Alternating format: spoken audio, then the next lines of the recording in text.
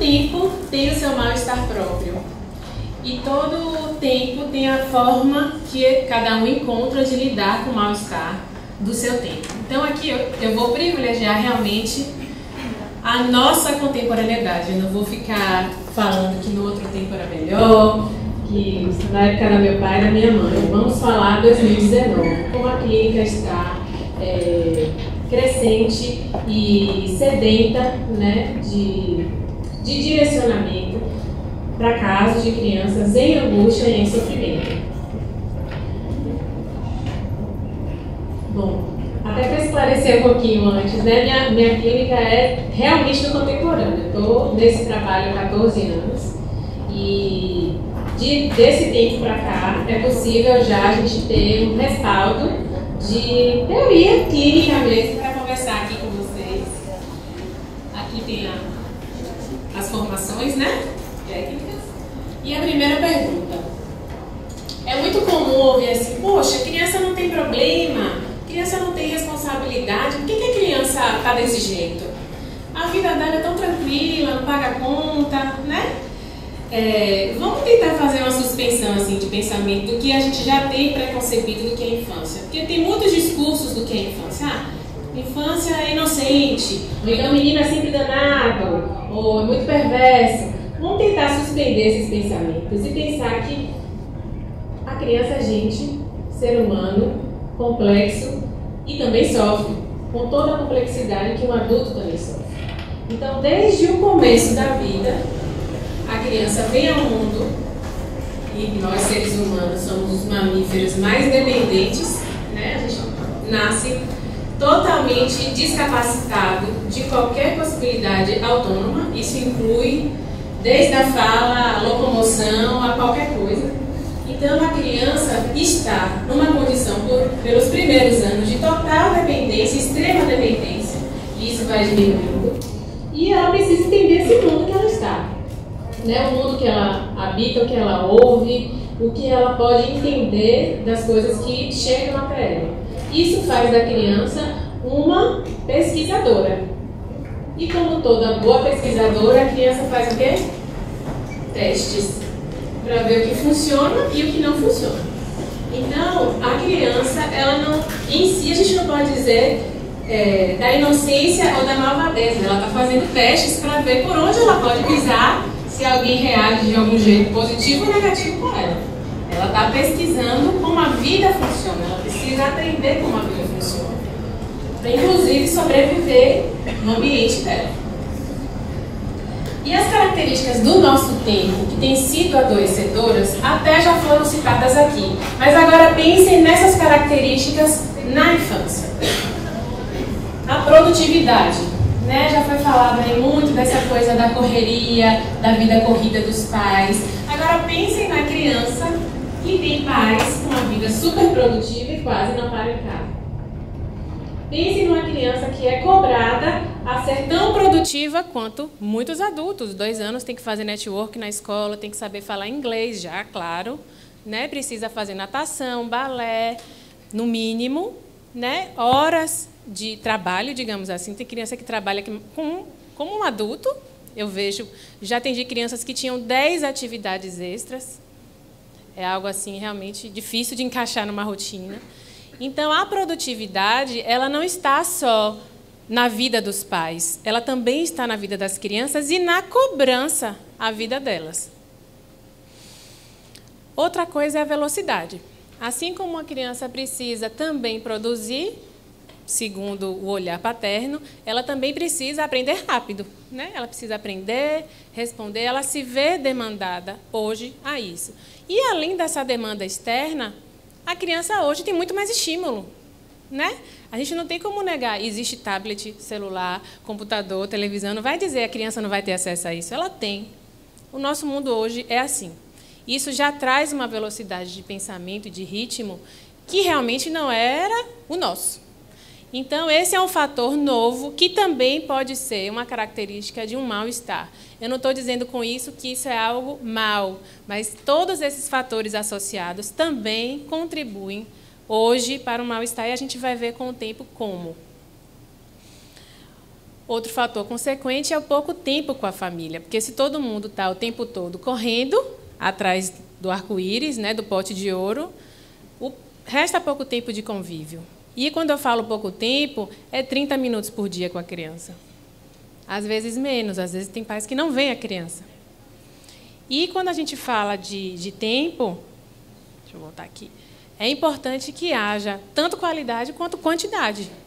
Porque pense numa criança que não sabe nada desse mundo, zero, ela vai aprender com quem? Quem fica 30 minutos com ela em casa? Algum lugar ela vai procurar respostas. E que respostas, quer dizer, onde ela vai procurar, que norteadores essa criança vai encontrar? Tem encontrado, né? Então, esses são fatores do nosso tempo que juntos são uma pequena bomba relógio que chega na clínica em algum momento. Tenho pouco contato com a minha família, tenho muita cobrança, tenho uma desorientação de como e onde me encaixar e fazer as coisas, entender o mundo, e tem que ser tudo muito rápido. A criança fica angustiada, hiperativa. Tem muitas palavras para falar disso. Agoniada, né? Outro fator muito comum é que as crianças estão convivendo mais com objetos do que com pessoas, porque as crianças têm ficado muito dentro de casa, né? Por uma segurança ou por uma proteção, as crianças ficam rodeadas de objetos. E isso acaba sendo também um fator que eu estou trazendo de mal-estar, porque tem criança que não dorme pensando no que ela quer ganhar de Natal, por exemplo. Isso é algo sério. Ela fica siderada pelos objetos. Cadê seus amiguinhos? Não, eu não posso descer. Por quê? Não, porque é perigoso, ninguém desce num condomínio. Imagine, em outros contextos, as crianças não se conhecem, na verdade, assim, os vizinhos, né? Então, a gente está vivendo um momento de muita pressão, enclausuramento e mal-estar. Né? Ao meu ver, não tem outro nome. Então, aqui eu vou falar da valorização das coisas em detrimento de fatores essenciais. Eu vou entrar agora nesses fatores que são essenciais. Podem parecer básicos, gente, mas hoje, às vezes, a gente tem que falar o básico de novo, porque muitos deles estão sendo negligenciados. O primeiro deles, e para mim é o mais importante, é o afeto. O lugar que essa criança tem na vida dos pais, tem tido na vida dos pais. Porque a criança pode ter tudo. E hoje em dia as crianças, posso dizer que tem muito. Eu quero não sei o que, Bird, eu quero um tablet. Os pais fazem o que podem e dão para a criança. Mas você tem tudo, por que você está assim? A criança também nem entende por que ela está agoniada. Mas muitas vezes está faltando afeto. E afeto não é dizer, apertar a bochecha e dizer, oi, meu filho, como você está. Afeto é a criança sentir que ela tem um lugar na vida do outro. Crianças que estão em escolas boas, crianças que estão bem vestidas, mas que se sentem abandonadas.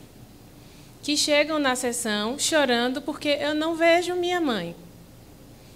Ou, minha mãe, eu sinto falta de ter um momento de troca. Crianças que já podem falar sobre isso. E crianças que não falam tão abertamente, elas vão fazer uma produção de jogo, elas vão desenhar, elas vão fazer uma produção lúdica que explicita isso bem claramente. Porque a criança ouve dos pais, mas você tem tudo, eu te amo, está tudo bem. E ela acredita. Então, ela mesma não localiza o que está errado aqui. Se meu pai está dizendo que está tudo bem, que eu tenho tudo, o que está me faltando? Então, esse é um ponto cada vez mais comum. Uma criança que não tem lugar na vida subjetiva dos pais. Porque aqui eu vou me alongar mais um pouquinho, que realmente é importante. Se você compra uma samambaia, você sabe que você tem que regar pelo menos 2 vezes por semana. E ela vai viver bem. Se você compra um cachorro, você sabe que ele tem que descer pelo menos 1 vez por dia, tem que ter ração, de vez em quando tomar banho no pet, de vez em quando dar uma passeadinha numa praça. E é muito comum ouvir assim, não, eu não vou comprar um cachorro porque ele vai ficar muito tempo sozinho em casa, tadinho, eu não vou poder dar atenção, vai ficar preso. Mas uma pessoa que tem esse mesmo raciocínio para um cachorro, tem um filho, e o filho fica sozinho dentro de casa, triste, muitas vezes, ou com uma babá, mas não quer dizer que ele está acompanhado, porque tem uma babá em casa. E ele tem a comida que ele precisa, ele tem a escola que ele precisa, ele tem a roupa que ele precisa. Tem um carinho de noite, meu filho, tudo bem, boa noite, tchau, vou dormir que eu estou cansado, então vamos ver televisão. Então, é desse tipo de abandono afetivo que eu estou falando. Isso assusta um pouco, né? É angustiante. É esse tipo de sofrimento que as crianças têm tido hoje. Elas têm sido tratadas um pouco como um pet. Eu vejo na hora que eu posso, eu faço o que é preciso fazer, mas tem algo do lugar na vida dos pais que tem faltado. Isso tem deixado as crianças desnorteadas e tristes. E aí eu falo da atenção, que é uma escuta atenta, porque muitas vezes, como os pais convivem pouco com os filhos, eles já não conseguem nem identificar tanto o que a criança está falando ou o que ela está querendo. É o que você quer, meu filho? É o que você quer, não o que você tem. Ou vou contar para você como é que, o que eu faço. Tem criança que não sabe nem onde os pais trabalham.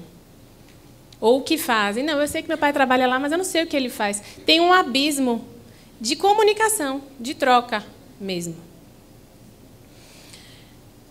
Outro fator essencial e que tem sido hoje uma coisa difícil de encontrar é rotina. Pode ser uma coisa básica, mas muitas famílias, muitas crianças não têm uma rotina, que é algo que organiza a vida da criança. Hora para acordar, o que vai comer, o que vai fazer, com quem pode fazer, que horas começa, que horas termina. Gente, isso pode parecer uma coisa ridícula, mas é comum crianças serem colocadas para dormir pelo celular. É comum crianças comerem o que quiserem, chegarem na clínica obesas, porque ela só quer comer doce, e ela vai comer doce porque não tem quem diga o que ela vai comer.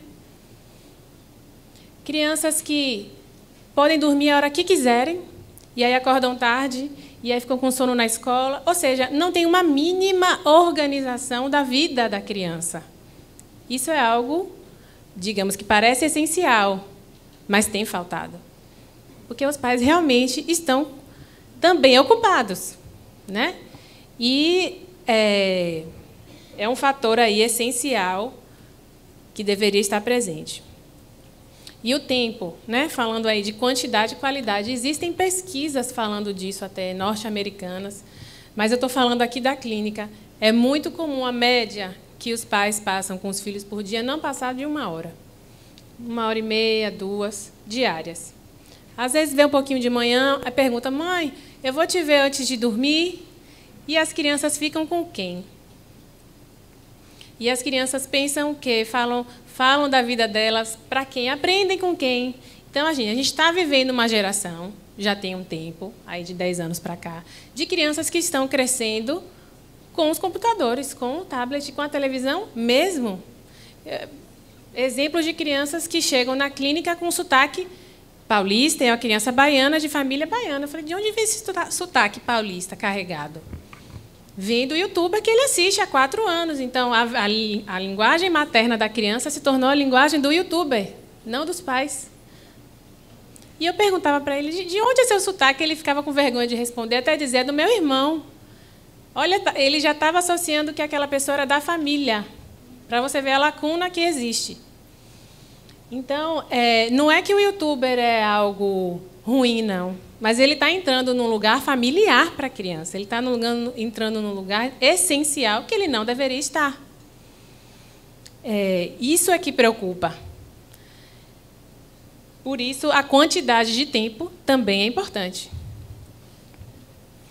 As crianças estão sendo cada vez mais sedadas e viciadas pelas telas. Isso, quando eu falo telas, eu estou falando tablet, TV e celular.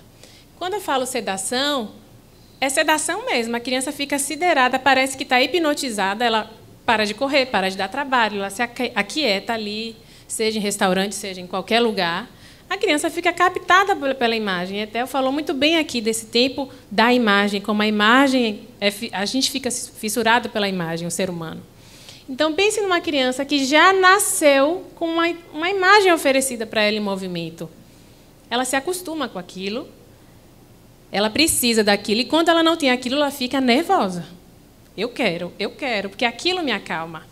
Esse é um tipo de sedação que pode dar vício. Essa semana, não sei se vocês viram a notícia de um adolescente que foi encontrado morto no quarto, na Tailândia, depois de ter passado a noite jogando.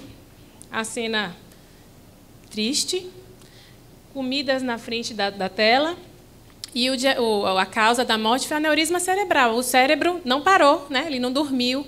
E o que eu penso quando eu vejo essa cena é o abandono. Porque ele estava em casa, gente. E tinha comida para ele ali. Ele não estava na rua, num cybercafé. Ele estava em casa. Então, há uma permissão disso. E o que gira em torno disso é que eu estou chamando do mal-estar na infância. E que eu estou fixando aqui também no abandono da infância, as crianças. Outra coisa que aparece muito, como a lógica das telas é diferente da lógica do mundo, por quê? Eu posso, se eu estou vendo o desenho, dar um pause, tomar um banho, eu volto, dou play e vejo de onde eu estava vendo. Então, o mundo me espera tomar banho. Eu posso ver o desenho na hora que eu quero. O desenho que eu quero só Peppa. Então, eu só vou ver Peppa na hora que eu quero, a frase que eu quero, quantas vezes eu quero. O mundo funciona assim? Nunca funcionará. Mas essas crianças estão aprendendo que essa é a lógica que responde a elas. Então, quando essa criança sai de casa, vai para uma fila de cinema, ela consegue esperar? A gente não pode nem dizer que é culpa dela, porque é isso que está sendo ensinado para elas. A criança está pesquisando ali que aquilo funciona. É ótimo para ela. Então, por que em outros lugares do mundo ela vai ter que esperar, ceder, ver o que o outro amiguinho quer, trocar? Se agora tudo é on demand, né? O controle na mão. Tem até um controle que a NET fez para a criança, que é a criança que controla. Então, a gente está oferecendo duas lógicas para a criança. Já foi dito aqui da lógica da felicidade, do imperativo da felicidade. Os pais podem não querer nada para o filho, eu não sei nem o que eu quero para ele. Eu quero que ele seja feliz. Então, o pai quer chegar em casa, não ver o filho durante o dia, chegar, ver a criança arrumada, limpa e feliz. Claro, você está feliz, meu filho? Está tudo bem? Então, se a criança não corresponde a isso, ela não sabe nem como corresponder, leva para o psicólogo. Porque eu não sei, está acontecendo alguma coisa errada com ele, ele está muito perturbado, está muito agoniado, eu não sei o que está acontecendo, ele não está conseguindo conviver na escola, está brigando demais, está irritado demais, não sei de onde isso veio. E aí a gente entra. Então, fora das telas, a dificuldade em ficar sozinha e muitas vezes em brincar sozinha, brincar sozinho, gente, é algo assim muito importante.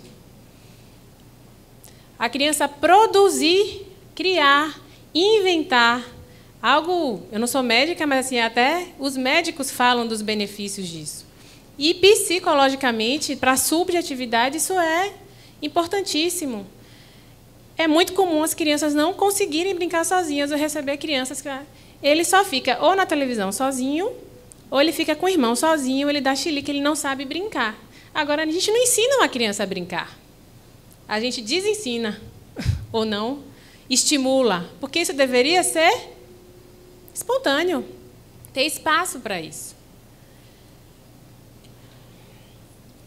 E fora das telas, o que aparece é uma grande impaciência por conta dessa diferença lógica que eu estou colocando para vocês.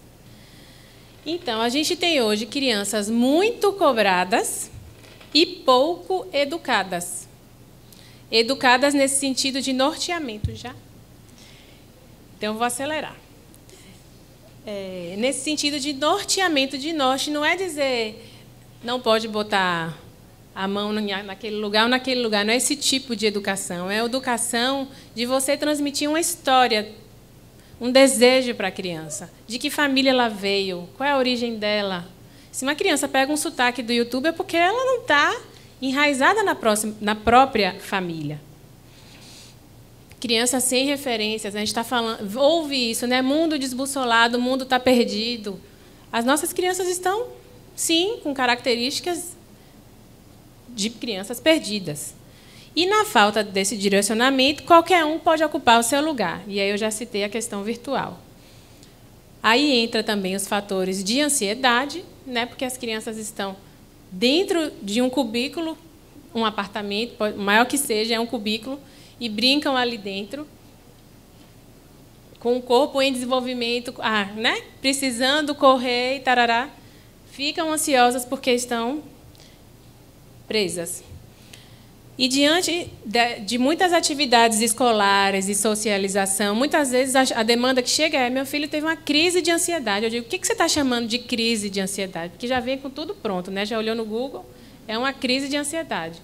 Não, está chorando, está agitado. A criança não sabe lidar com o mundo, a questão é essa. E os pais estão com dificuldade de mostrar o mundo para as crianças, achando que, por elas terem uma inteligência cognitiva, saber apertar botão de tablet, ela está aprendendo o que é a vida. Não, não está. Porque aprender o que é a vida inclui você lidar com as vicissitudes da vida, com o sofrimento inevitável da vida, o que é uma perda, o que é uma mudança. O sofrimento faz parte da vida. E esse tipo de experiência não ensina como lidar com o sofrimento. É como se o sofrimento não pudesse existir. Como se não tivesse lugar para ele. O sofrimento constitui, avança, supera, você precisa superar. Não, a criança não pode sofrer. Então, cheguei aí no ponto. A gente está nesse tempo do imperativo da felicidade. Então, aquela charge até que a Théo botou, né? Hoje o dedo está apontado para o professor. Porque o professor tem que saber ensinar meu filho. Não é o meu filho que tem que se adaptar e entender o ritmo de como as coisas funcionam. Então, a escola está errada. E tem muitos exemplos disso, né? De como que os pais excedem hoje nesse tipo de comportamento, que é difícil entender que a necessidade é de explicar à criança, muitas vezes, que ela tem que se adaptar à regra, e não a escola tem que se adaptar à hora que a criança acorda, por exemplo.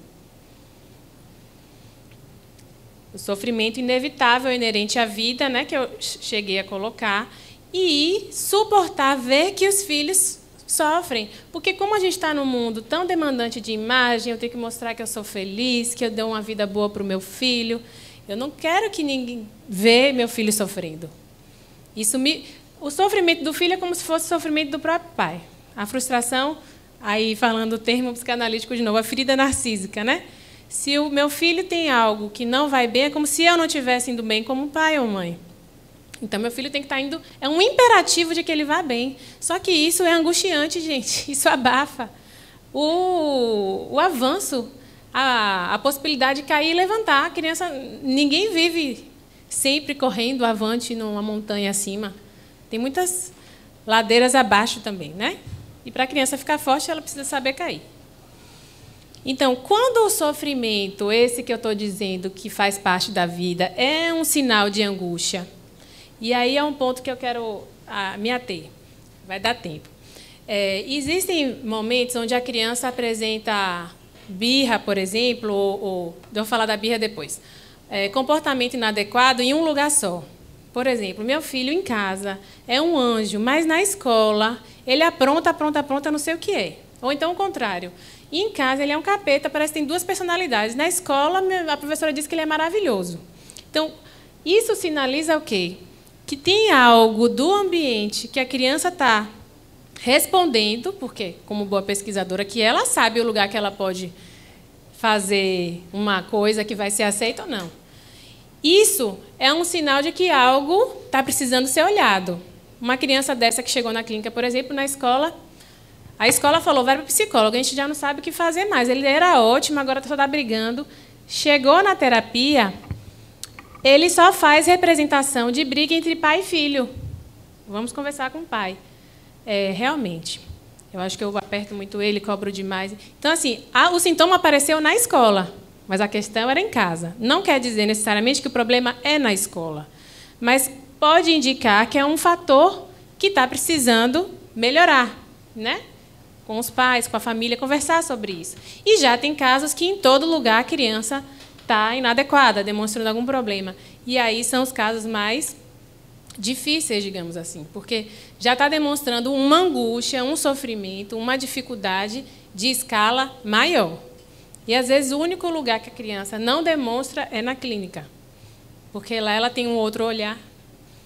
Eu atendi uma vez uma situação de a escola chamando criança, aquela que chuta, quebra tudo. A mãe, deixa eu te mostrar um vídeo. Eu falei, eu não preciso ver o vídeo, eu acredito em você. Mas na clínica ele não fazia nada. No consultório ele não fazia nada.